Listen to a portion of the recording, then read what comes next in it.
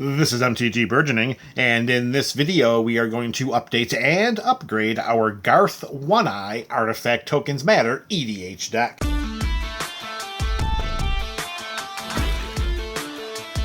Thank you for joining us for another episode of the Up and Up series. Today we are updating Garth One Eye, and before doing so, let me let you know that in the description of this video, we have links to this build's deck tech, the up-to-the-minute deck list, as well as Garth's video primer series. We have 4 cards going in, which means 4 cards are coming out, and the very first card of this video, it is Officious Interrogation. Here we have an Azorius instant that's 1 white and 1 blue mana, and this spell costs an additional white and blue mana to cast for each target beyond the first. We choose any number of target players, and then we investigate X times, where X is the total number of creatures those players control.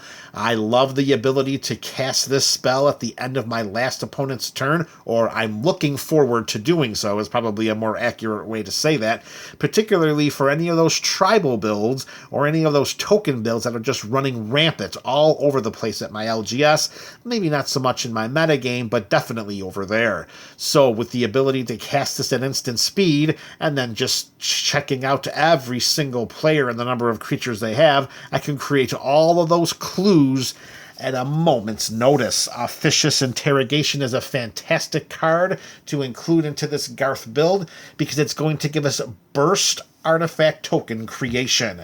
It's going into the 99, and it's going to replace, and I gave this a little bit of thought in perusing the deck list when making these changes to this Garth build, because of the amount of mana acceleration that we have and the overall number of physical lands that are in this build, we have no problem taking out a land or 2 for a spell. And that's exactly what we're going to do here, and in so doing, Forbidden Orchard is going to get the Axe. This tapped for 1 mana of any color, which helped us to fix our mana, but in a deck that's just filled with ways in which to create treasure tokens, Forbidden Orchard is not as necessary as it might have been a few years ago. Additionally, whenever we tapped Forbidden Orchard for mana, we gave target opponent a 1/1 colorless spirit creature token. Although that spirit didn't fly for some reason I still have no answers for, we don't want to give any of our opponents anything that they can use against us. We don't want to help our opponents, we want to help ourselves. And the best way to do so here is to put Officious Interrogation in and take out Forbidden Orchard. Alright, card number 2 going into the 99 of this Garth deck. We have Follow the Bodies. Here we have a sorcery for 2 and a blue mana, and this card has the long-forgotten Gravestorm mechanic. And that is, when we cast this spell, we copy it for each permanent put into a graveyard from the battlefield this turn. So before we move forward, let's study the text, the reminder text of the Gravestorm mechanic. Note that it says, copy it for each permanent. Note that artifact tokens are permanents, and then when they go to the graveyard, they do go to the graveyard. So if we tap and sacrifice a treasure, that triggers Gravestorm. That is going to help the overall impact of this card resonate far more than just casting it for a 1-for-1. And what do? We simply investigate. So let's say, for instance, we tapped and sacrificed 3 treasures to cast this spell. Well, we're going to investigate 3 times, because minimally we had 3 treasures, which are our permanents, go to our graveyard. And also note that it doesn't have to be our permanents that go to the graveyard either. It could be our opponent's permanents as well. This is going to have some tricky power to it, particularly with the number of ways that we can get permanents into our graveyard, which aren't even factoring into what we can do to our opponent's sides of the battlefields as well. With Follow the Bodies going into the 99, coming out is going to be Generous Gift. Now, this is one of those instances where we identify one of the strengths of the deck, which is definitely removal, and we decide to strip it down a slight bit by taking out a card, weakening it just slightly, even though it's still a strength, for the purpose of putting in another card that synergizes so strong with the overall theme of this build. And that's what we're going to do here. With Generous Gift coming out, one of our spot removal spells is lost. But with Follow the Bodies going in, it helps the overall theme of creating artifact tokens so much more that I do not think we're going to benefit. I do not think we're going to notice the loss of that one instant removal spell. And if for some reason, after a lot of gameplay, it starts to become more and more apparent that maybe we need to put Generous Gift back into the 99, well, then we revisit the Up and Up series with Garth again, and we will find a way to make it work. But for as of right now, Follow the Bodies in, Generous Gift out. All right, card number 3 for this video. It is Alchemist's Talent. Oh, baby. I cannot wait to get this card onto our side of the battlefield with this in this Garth deck, because it is going to be quite impactful. All right, so for 3 and a red, when Alchemist's Talent enters the battlefield, we create 2 tapped treasure tokens. Not a problem. We don't mind that they're tapped. It's only a matter of time until we find other ways to use them. We can level up for 1 and a red. That gets us to level 2. And when we do, treasures we control have tap, sacrifice this artifact, add 2 mana of any one color. That is a Goldspan Dragon mechanic that's applied to this enchantment. And if there's one thing about Commander, enchantments have longer staying power on the battlefield than creatures do. So we level up to level 2, we get double the mana for our treasure tokens sacrifice. And then lastly, we can pay another 4 and not another 4 in a red. I thought that was 1 in a red. We can pay 4 in a red to level up to level 3, which at this point in time will make this an overall mana investment of 11 total mana. When we do that, whenever we cast a spell, if mana from our treasure was spent to cast it, then this class deals damage equal to that spell's mana value to each opponent. That is a win condition.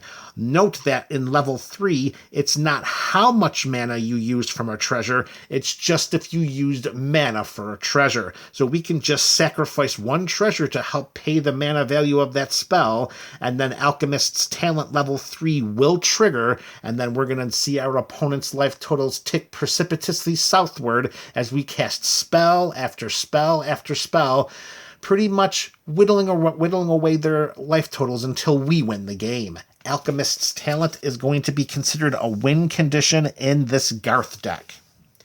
With this class going into the 99, some card has to come out, and here that card is Idol of Oblivion. We were using this mainly to draw cards. We were very rarely, if I can even remember a time, I mean, there might have been a time where I had to sacrifice it for the Eldrazi token just to survive a combat, but more often than not, we were just turning this bad boy sideways to draw some cards. I think we can yield a little bit of card draw in a deck that's filled with so many ways to draw cards, and that's not even talking about our abilities to just utilize our clues. I think we're going to be just fine leaving Idol of Oblivion in storage and letting Alchemist's Talent take its place. We're trading in a little bit of card advantage for a potential win condition.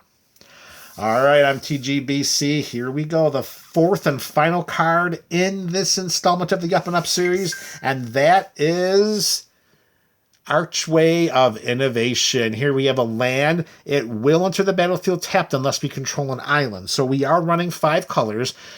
We should not have a problem with this entering untapped as long as we don't have it in our opening hand, and even then we may still be able to find a way in which to have it come into play untapped. It does tap for a blue mana, and we can pay a blue mana and tap this, and then the next spell we cast this turn would have Improvise. So that means that we can use our artifacts to help cast that spell, and each artifact we tap while we're paying the mana cost of the spell counts for 1 generic mana of that spell. So that could be very, very helpful because let's face it, this deck is going to have the ability to fill our side of the battlefield with so many artifact tokens that we should be able to improvise every single turn by tapping our clues, our foods, and even our treasures to help cast our spells.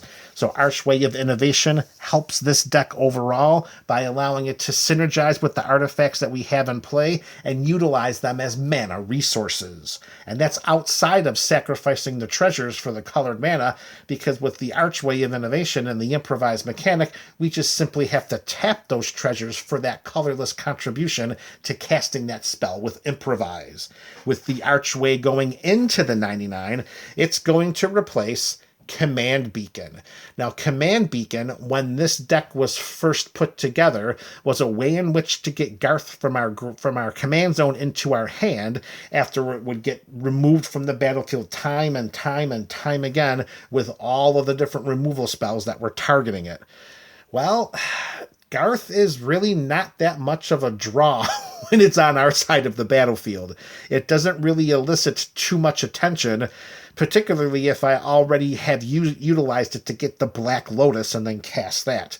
Once that happens, it's almost as if my opponents don't want to have Garth going back to the graveyard or to the command zone so that I can get it, recast it, and get another Black Lotus. So with that trend in mind, it doesn't make a lot of sense to keep a land in the 99 that generates only colorless mana in a 5-color deck, whose sole purpose was put in there to be sacrificed to put Garth from the command zone into our hand as a way in which to help mitigate all of the commander tax that accrued during a game.